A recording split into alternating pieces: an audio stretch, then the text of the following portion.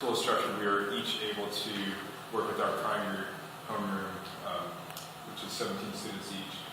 And it's interesting, all of us, I guess, ended up dividing our group of 17 into two subgroups, because like you, they had so many issues they were interested in, we wanted to give them the opportunity to work on them. And I'm telling this story of Jenny's group because her group decided to focus on, well, one group focused on pet waste, and the other wanted to ban plastic bags. And it wasn't until about 3 or 4 weeks into the project that they said, one kid raised his hand and said, well, if we ban plastic bags, we're going to pick up the pet waste.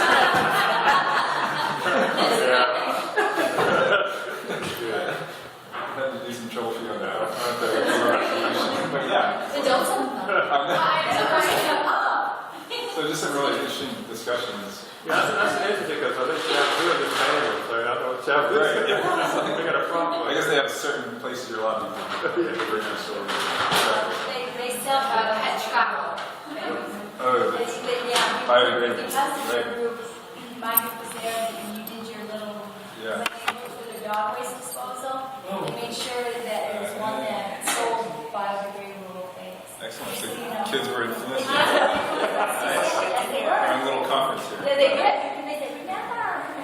Well, and what she's referring to, for those who weren't here, so like I mentioned earlier, there was a national conference that was held in Raleigh, and as part of that national conference, we were highlighting the service learning work that all these groups had done. So all of the groups were invited to come here to the Wetland Center and have a student-led presentation of what they've been working on last October.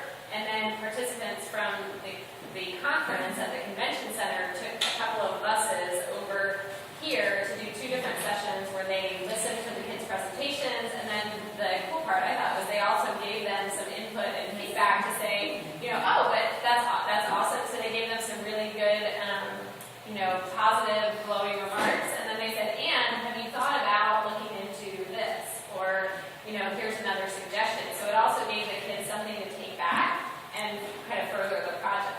And so one of the things that we hope will continue is an opportunity to be able to pull all these groups together and share what they've each been doing. And so obviously that something happened that his group influenced what your group did, and I know I heard so much amazing feedback from the participants from the conference about listening to the student projects and what they were working on, and how exciting it was to kind of see what the kids have been doing. Yeah, I think the plan this year is the schools participating in the Riverkeeper Environmental Challenge is to have them present at the film festival again, which will take place in January. So the idea will be to do the projects in the fall, and even if you're not done with the project, they can still present wherever they are in the process, and it's still really neat, and there's a lot of interest from the community, which I think really raises the quality for the students and the adults and other students interested in the work.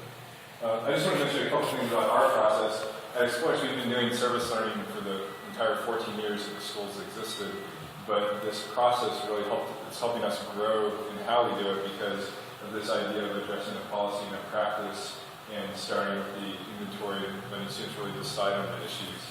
So with my group, we started off with I think Jessica did the presentation about the Neuse River and came into the classroom, did a slideshow and talked about some of the issues with the Neuse. That's where some of the sedimentation groups got excited. And students getting excited about sediment. Pretty interesting. But then, as part of that inventory, and we'll talk tomorrow, a little bit more tomorrow about how you want to do at least 2 types of an inventory. We went out and interviewed different people, and my groups interviewed Sheila Jones, or one of them did, and they got interested in trash. And it was just a real lesson to me in how community partners can really influence the students' process, because last year at this training, we tried to connect teachers with a single community partner, and that worked in some cases, but in other cases, it was like one community partner led the group to another community partner to another one, and it ended up really enhancing the project in the end. So I'd say most of the groups access most of the partners. I mean, it's already around the table, several say that you talk to them. So it seems like, they may have been connected more directly, like York and Sheila, but everybody kind of tapped into the resources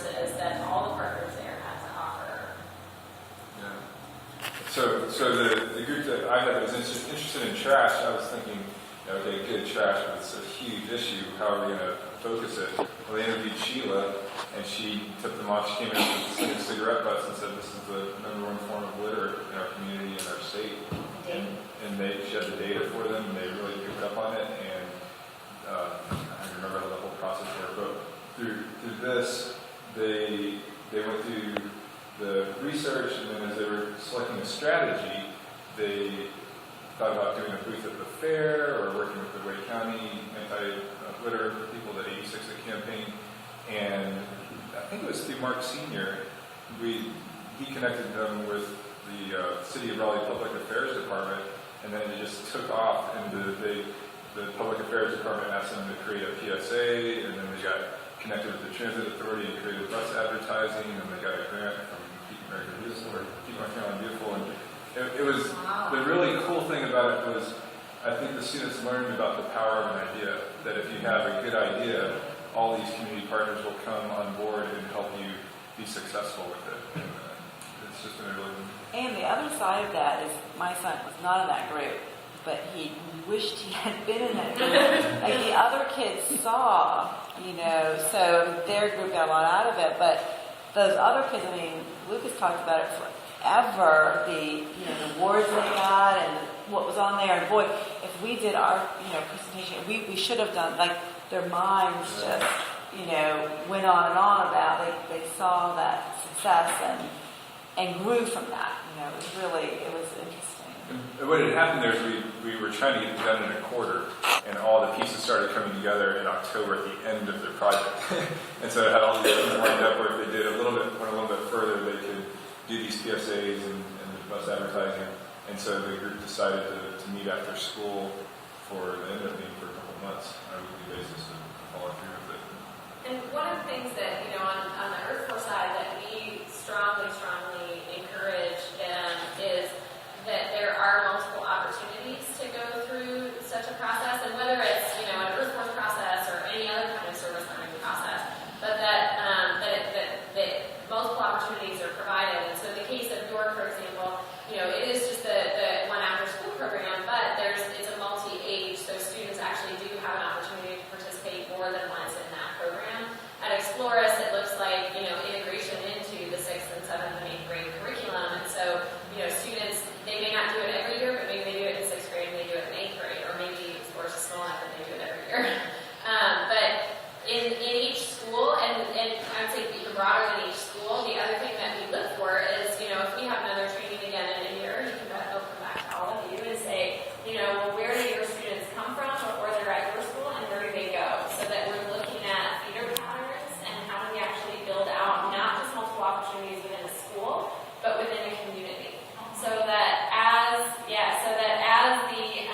students go through their K-12 experience, it's not just about that really cool project I did in 6th grade. It's about we are becoming a lot like what you've seen the growth of your students. So they've come from middle school through high school, and while that hasn't been directly connected to a school, it's been connected to a community. So if we could engage, for example, the high schools where they attend, and then they're getting this in-school integration of this community problem solving in addition to the out-of-school time that they're spending. What we want to see happen is that these experiences don't just become kind of the really cool experience, but they become things that change students' behaviors as they go forward.